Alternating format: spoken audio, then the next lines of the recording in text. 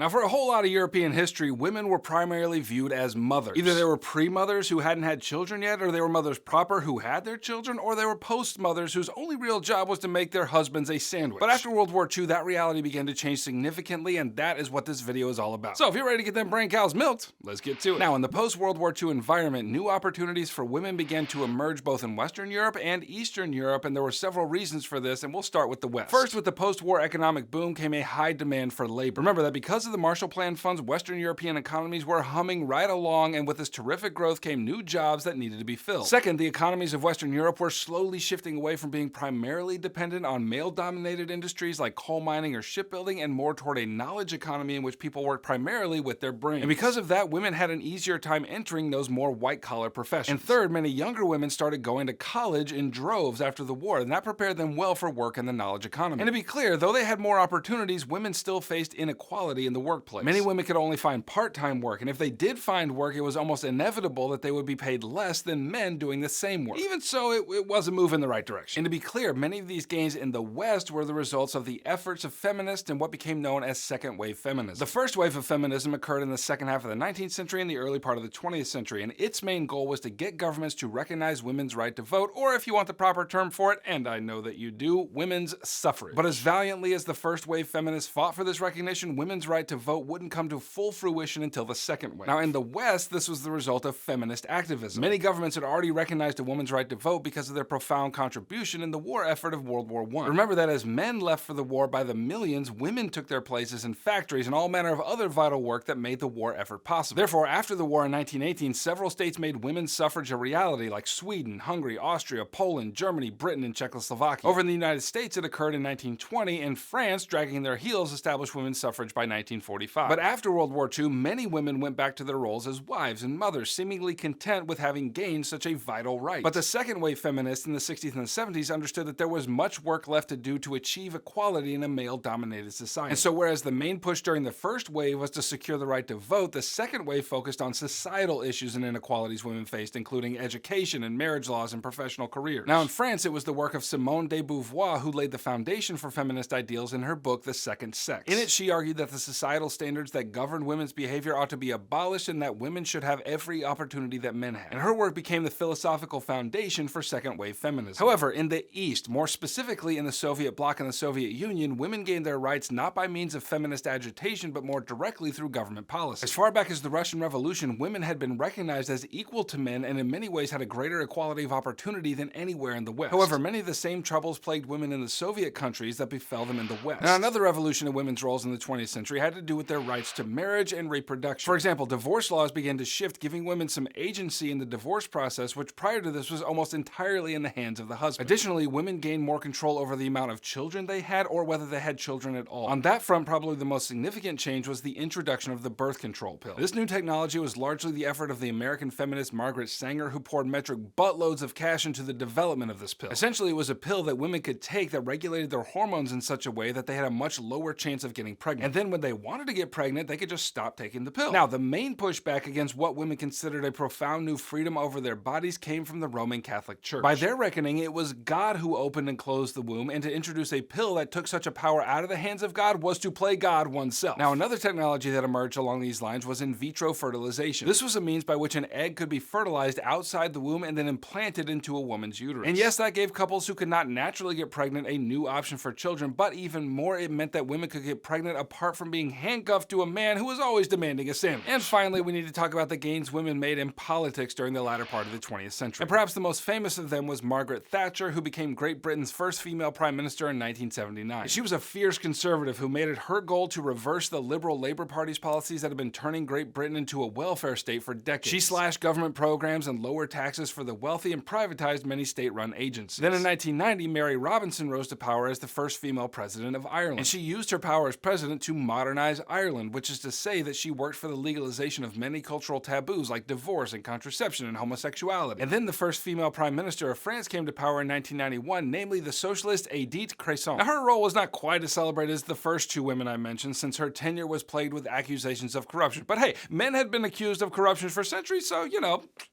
equality. All right, click right here to keep reviewing for Unit 9 of AP Euro. And click here to grab my AP Euro review pack, which has everything you need to get an A in your class and a 5 on your exam in May. I'll catch you on the flip-flop. Heimler out.